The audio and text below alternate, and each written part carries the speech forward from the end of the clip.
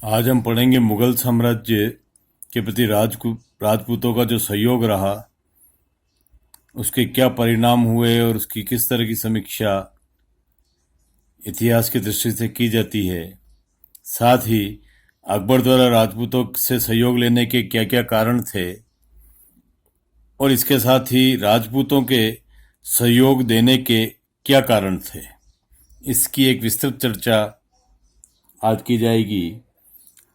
अकबर के मुगल सिंहासन पर बैठने के पश्चात भारत के इतिहास में कई क्रांतिकारी परिवर्तन हुए।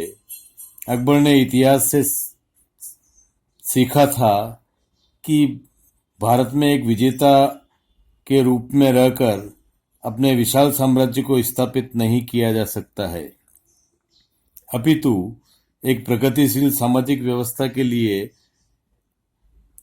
राजपूतों के सहयोग से ही विशाल साम्राज्य की नींव डाली जा सकती है। इसके विपरीत हिंदुओं की सामाजिक व्यवस्था अपनी प्राचीन समन्वयकारी उदार विचारधारा और दृष्टिकोण को विरासत के साथ में थी। अब उससे विदेशियों को आत्मसात करने की शक्ति कम बची थी। राजपूत शासकों में अदम्य साहस और वीरता होते हुए भी उसमें सामाजिक प्रादेशिक एकता कायम करने का विशाल दृष्टिकोण नहीं था।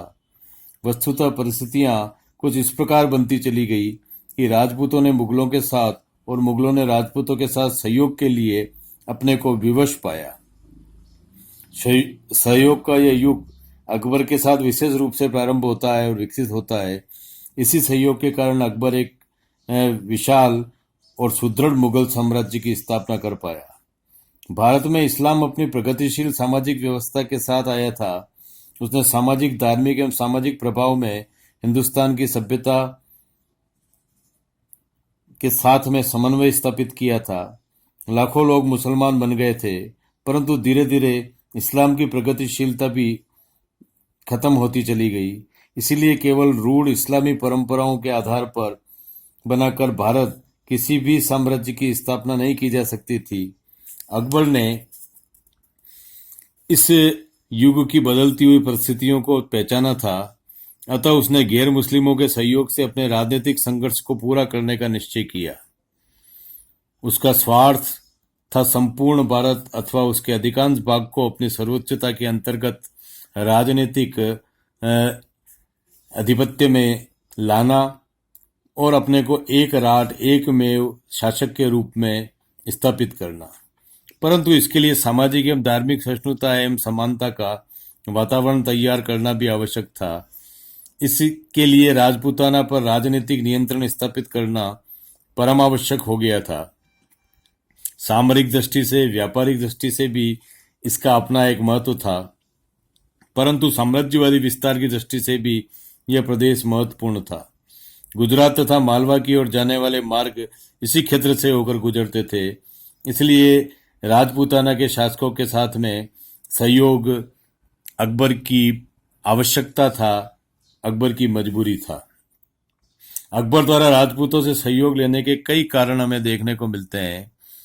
वो पहला कारण हमें लगता है वह था मुगल साम्राज्य का विस्तार। संपूर्ण भारत में मुगल साम्राज्य स्थापित करना और उसकी सीमाओं को बढ़ाना अकबर का सपना था। वह एक राठ शासक के रूप में, एक छत्र शासक के रूप में, चक्रवर्ती सम्राट के रूप में वह स्थापित होना चाहता था। अतः उसने देख लिया था कि राजपूतों से संघर्ष करके ही यह संभव नहीं हो सकता। उनके सहयोग के बिना पूरे भारत पर शासन करना संभव नहीं है। अतः राजपूतों के सहयोग को मैनेज करने के लिए, राजपूतों से सहयोग प्राप्त करने के लिए उसने अपनी नीति में बदलाव किया और राजपूतों का सहयोग प्राप्त करने की कोशिश की।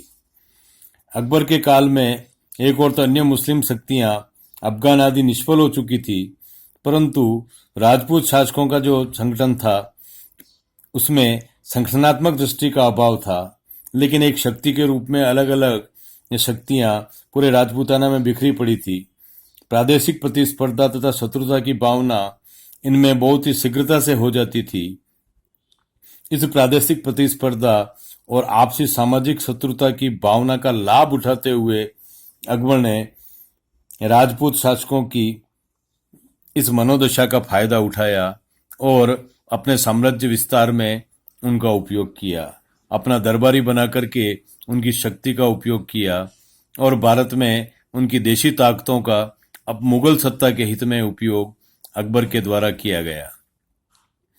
साथ ही हम देखें कि मुगल शासक अपनी सत्ता को बनाए रखने के लिए विदेशी सैनिकों का भी विश्वास करते थे, परंतु यह संभव नहीं था कि निरंतर युद्धों के लिए मुगलों को नियमित रूप से विदेशी सैनिक मिलते ही रहे। इन विदेशी सैनिकों को भारत की आम जनता से कोई लगाव अथवा प्रेम नहीं था। वे जनता के साथ बड़ा क्रूरतापूर्ण व्यवहार करते थे, वहशीपन के उदाहरण प्रस्तुत होते थे। अकबर का विश्वास था कि राजपूतों के आम जनता में मुगलों को विदेशी मानने की भावना समाप्त हो जाएगी और मुगल साम्राज्य की जड़ें भारत में सुदृढ़ होना प्रारंभ हो जाएगी। हिंदू मुस्लिम एकता को लेकर के भी बात की जाती है। मुगल शासक अपनी सत्ता को बनाए रखने के लिए एक स्वामी भक्त जाति की तलाश में थे। एक बार जिसका साथ देने का वचन दिया, उसे पूरा करने के लिए राजपूत जाति जो थी वह अपने गुणधर्म के कारण विख्यात रही थी। अपने इन्हीं गुणधर्म के कारण हम देखें कि राजपूतों के साथ में अकबर ने अपने सामाजिक संबंधों की शुरुआत की थी। इसको लेकर के हम देखें कि इस सहयोग के जो परिणाम हमें प्राप्त होते हैं, वह परिणाम एक विशाल साम्राज्य के रूप में मुगलों का जो साम्राज्य मिलता है, वह इसका एक सामने का परिणाम है कि मुगलों की राजपूत नीति के कारण राजपूताना के सभी राजपूत राजाओं ने मुगल शासकों की अधीनता स्वीकार कर ली, जिसमें मेवाड़ को छोड़ करके समस्त राजपूताना था। मुगल साम्राज्य की सीमाओं का विस्तार हुआ, राजपूतों की स्वतंत्रता का अंत हुआ। इस नीति के परिणाम स्वरूप राजपूत राजाओं की सदियों पुरानी स्वतंत्रता का अंत हो गया। अब ये मुगल साम्राज्य के एक अधीन शासक के रूप में, एक वैतनिक कर्मचारी के रूप में, एक दरबारी के रूप में रह गए थे। उनकी स्वतंत्रता, वैदेशिक नीति तथा राज्य विस्तारवादी महत्वाकांक्षाओं पर सदैव के लिए प्रतिबंध लग गया था। यह समान स्तर का सहयोग नहीं था, अपितु अधीनस्थ सहयोग था, जिसमें मुगलों की सर्वोच्चता तथा राजपूतों की निम्न स्थिति स्पष्ट रूप से दृष्टिगत होती है।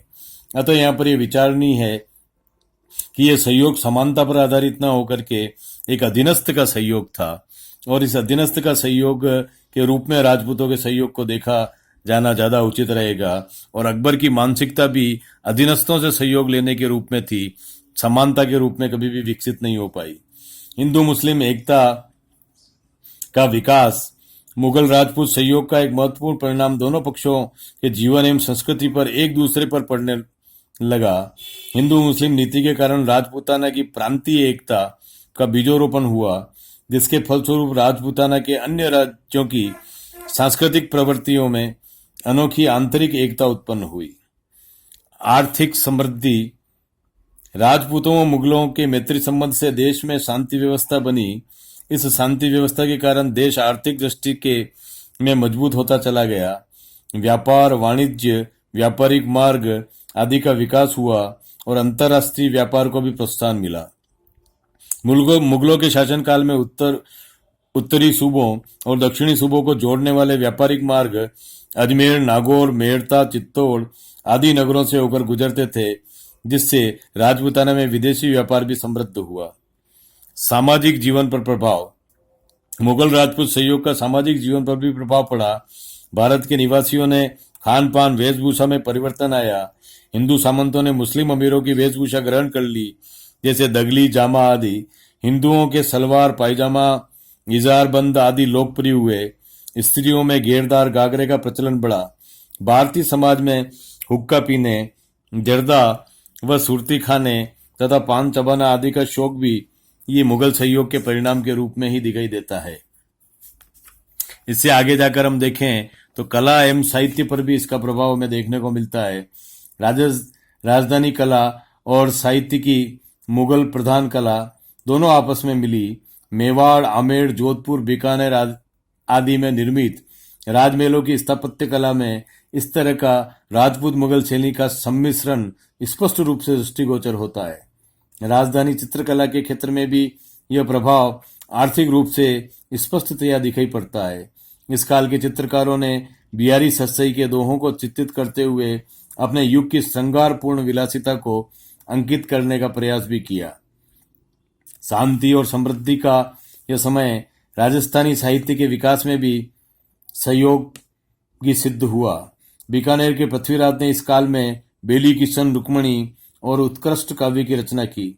अमर कवि दुर्साहड़ा की ओजपूर्ण वाणी और भावपूर्ण कर्ण वेदी कृतियां इस काल में पहली बार सुनाई पड़ी।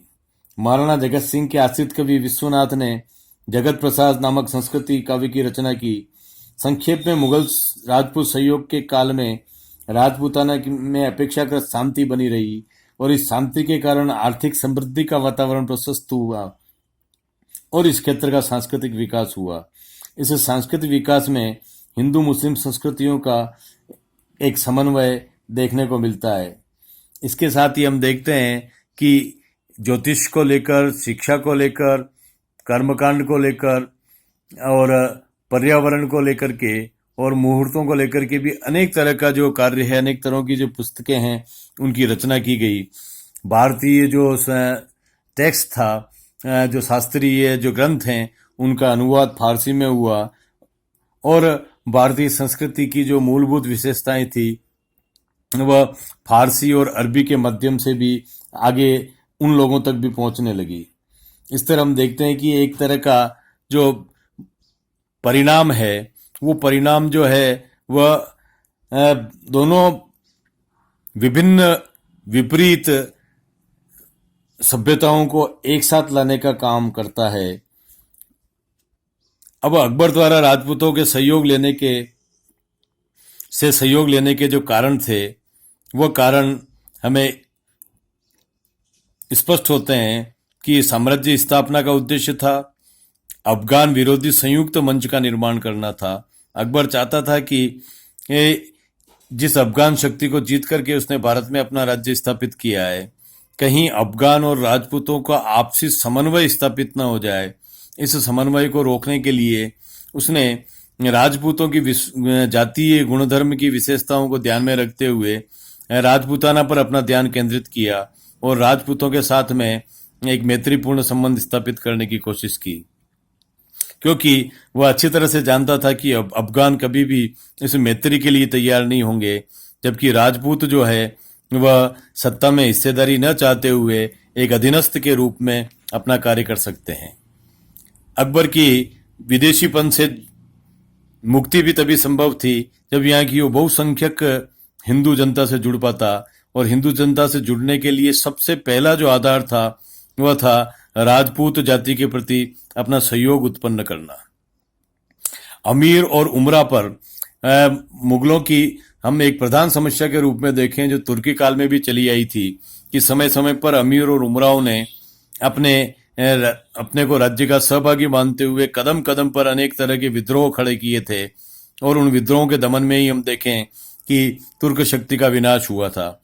इसलिए अकबर ये चाहता था कि अमीर और उमरा जो उसके स्वजाति बंधु थे, वे कहीं सत्ता की भागीदारी को लेकर महत्वाकांक्षी होकर विद्रोह न करें।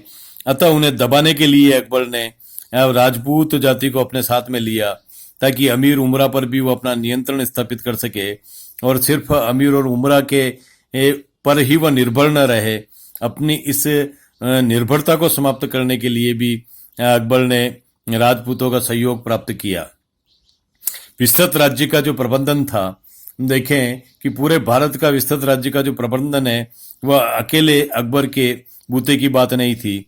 अतः उसने इस प्रबंधन को बनाए रखने के लिए अलग अलग मनसबदारों को, राजपूत शासकों को मैनेज किया। और किस तरह हम देखते हैं कि उत्तर भारत के कई शासक दक्षिण में जाकर के, सुदूर दक्षिण में जाकर के अकबर के राज्य प्रबंधन को मजबूत बनाने में अपना सहयोग प्रदान करते हैं। और एक पूरी परंपरा हमें आमेर के कछवाओं की देखने को मिलती है, बीकानेर के शासकों की मिलती है, जोधपुर के शासकों की मिलती है, कि जिन्होंने अकबर के राज्य प्रबंधन में अपना पीढ़ियों तक योगदान दिया।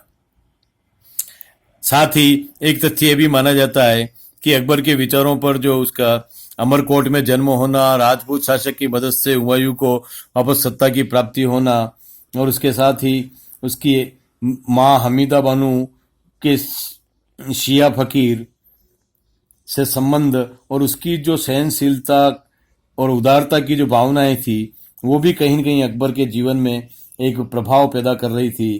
तो उस रूप में भी इन चीज़ों को देखा जाता है।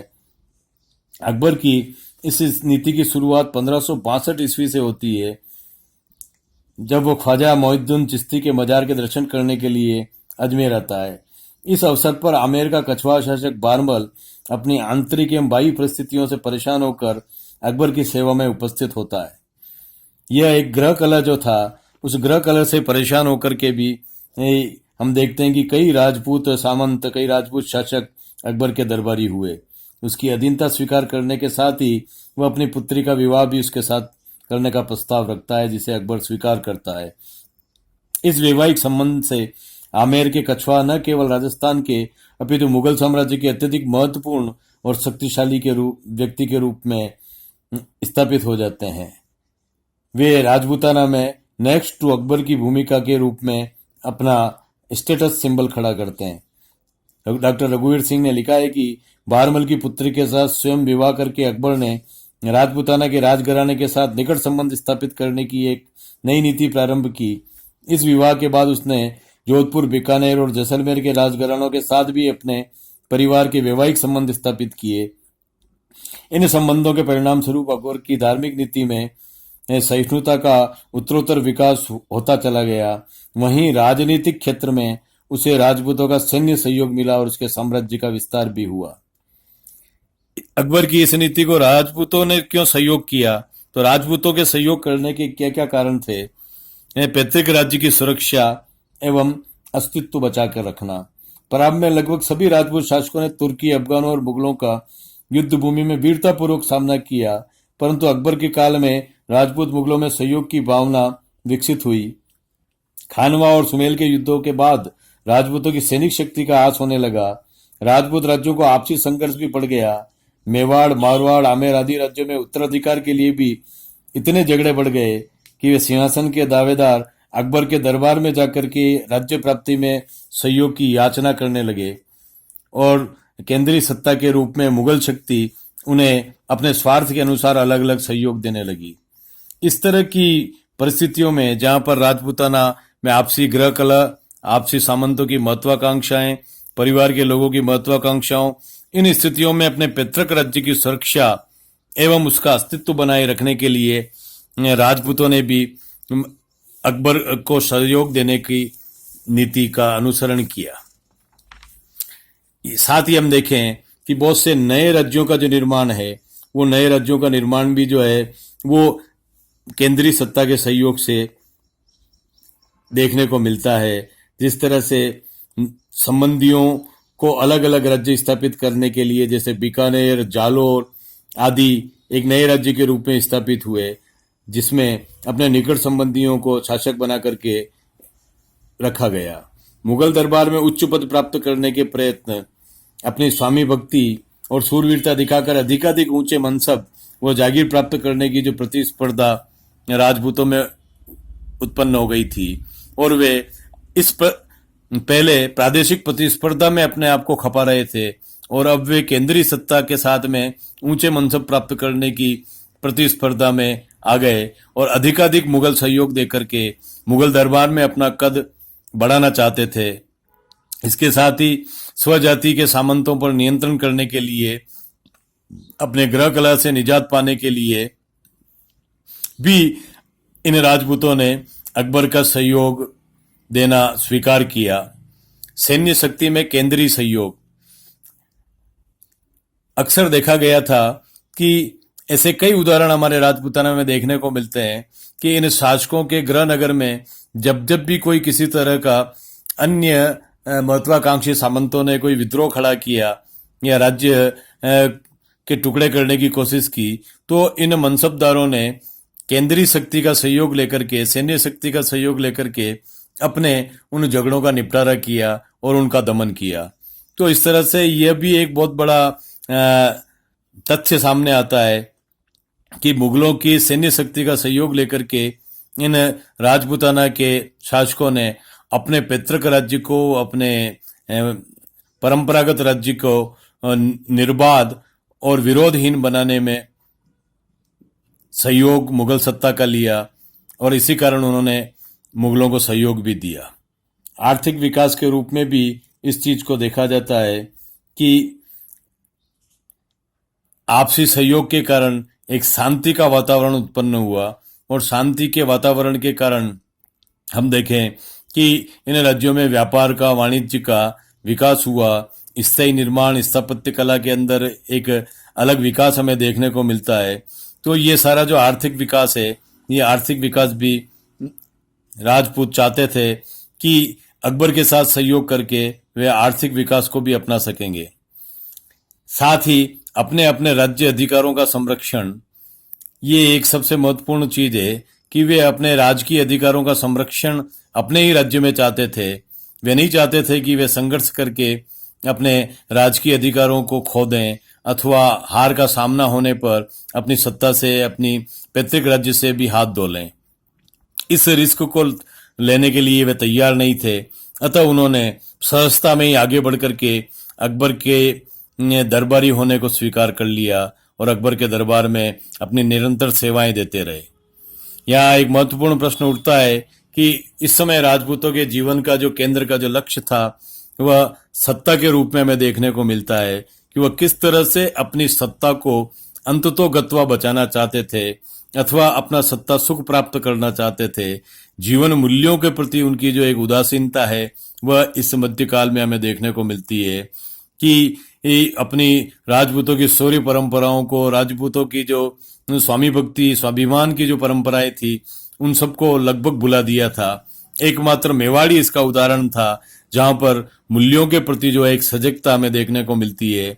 वहीं राजपूताना के अन्य इलाकों में, उन अन्य शासकों में केवल सत्ता के लिए ही सारे सहयोग, सत्ता के लिए ही सारे समझौते किए जा रहे थे। जीवन में नैतिक मूल्यों के प्रति कोई विशेष रुचि हमें नजर नहीं आती है। साथ ही सांस्कृतिक समन्वय में भी, कलाओं के, साहित्य में, संगीत में जो एक सांस्कृतिक समन्वय उत्पन्न हुआ, इसमें भी इन शासकों ने रुचि उत्पन्न की, इनकी रुचि हुई और इन्होंने अपने अपने पैतृक राज्यों में भी उन चीजों का निर्माण करवाया, उस गति को आगे बढ़ाया। महत्वाकांक्षाओं की पूर्ति के लिए राजपूतों ने अकबर का सहयोग दिया।